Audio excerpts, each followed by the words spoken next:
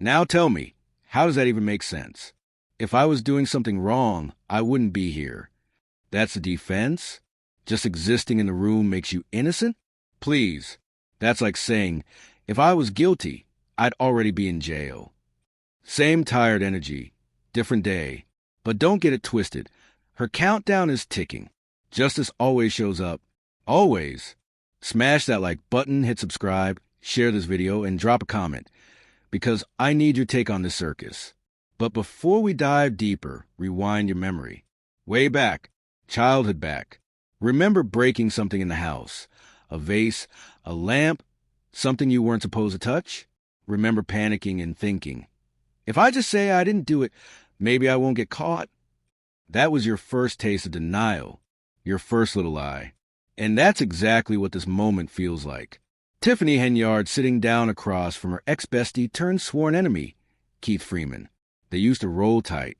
Now they can't stand each other. But there they were, face to face, pretending it's all good. But the setting ain't the story. The story is Tiffany's words.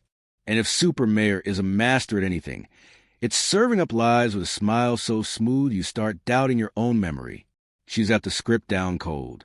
She'll tell an entire town, here's my number, call me anytime. Like she's your mayor, best friend, and personal superhero, all rolled up in one. That's her trick. She reels you in with fake access and empty promises. And while you're watching, I need you locked in, really locked in. Don't just hear her voice, listen.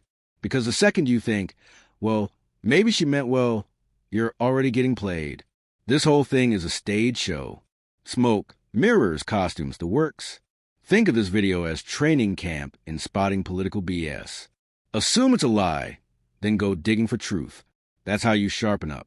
That's how you stop being the mark. Because right now, Tiffany's about to roll out her favorite line. Just call me. I'll fix everything. I got you. Like she's saving lives between coffee breaks. Cue the holiday miracle act. She tosses out the line. A $1,500 grant. But hold up, is that per person? Or is that the grand total for the entire village? Because if that's the whole pot, then what? Everybody gets $1.50? Maybe some change? That doesn't cover a single bill. But she sprinkles it like confetti, no details, no receipts. Just enough for you to imagine it's a blessing. That's her play. Drop something vague. Let the public daydream it into a miracle. We give you money, you bounce back, the village wins. Sounds nice, right? Then she pivots hard. Let me just talk about what's going on. And suddenly, it's a community brag reel. Y'all seen the ice arena on Greenwood? Right there by 144th. New courts, new ice. Then she brags about a drama-free summer. No fights, no shootings. Like she single-handedly disarmed the block. And then here comes the ask. I need help. I'm doing so much on my own because we're strong women. She tugs at the emotions. We carry the weight. We wear the cape. She tosses out that we, like she's talking about all women. But we know the truth. When Tiffany says we, she means me. Just her. Same as when she tried slapping her daughter's name on the ice rink. That wasn't community pride. That was ego and lights. She keeps running the grant hustle. Since I became supervisor, we've been flooded with grants. Grant after grant, she says. But then comes a switch.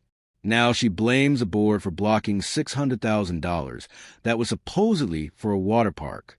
We lost it, she shrugs. Then classic move, don't listen to rumors. Go watch the board meetings on YouTube. Oh, so now it's our job to scrub hours of boring meetings to chase down something that probably never existed? Please, that's the scam. Say something shiny, blame the board, then send people chasing shadows. She paints it like they don't want you to have nice things. She's the hero, they're the villains. Same tired playbook. And don't even get me started on that black dress with black tights. Just know that look should have stayed buried in the closet. Period. And like clockwork, she makes herself the victim. Other cities get positive press, she whines. They get TV interviews, magazine features. But me?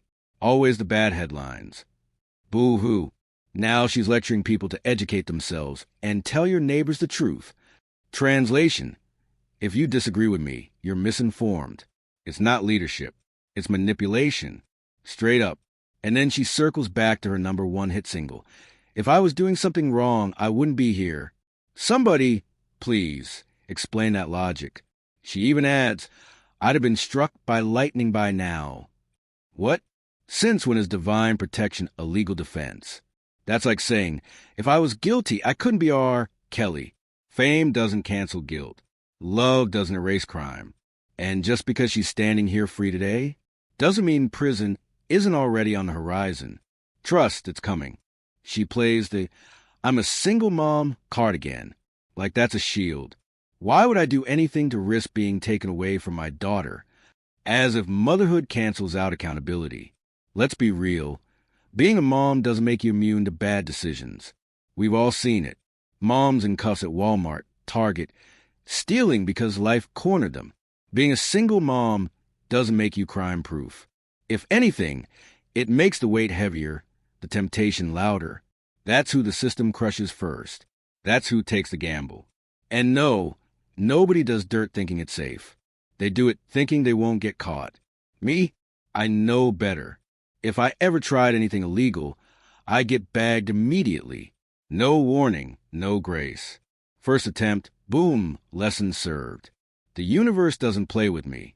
That's why when someone says, it's my first time, I swear, you side-eye it, because most people don't get caught the first time. If you did, odds are that wasn't your debut.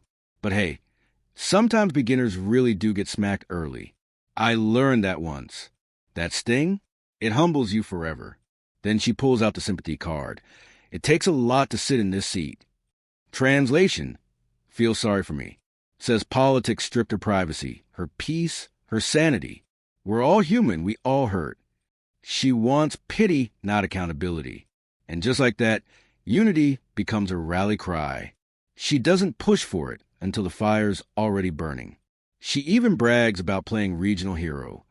Talks about Dixmoor's water crisis, how she showed up with trucks, sent crews. And sure, that's solid. Credit given. But good deeds don't erase bad patterns.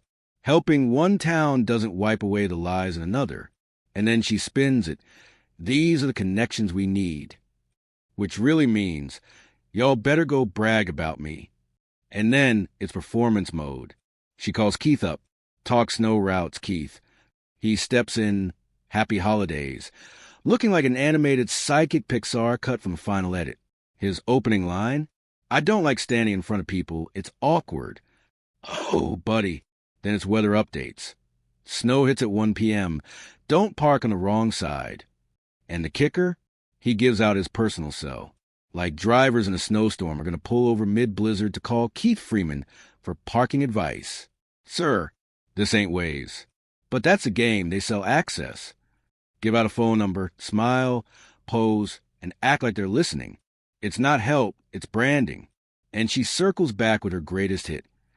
How can I help you if the board blocks the money? The board is always the villain. She's never the problem. And then, what do you know? Election reminder. Vote February 28th. Always campaigning, never explaining.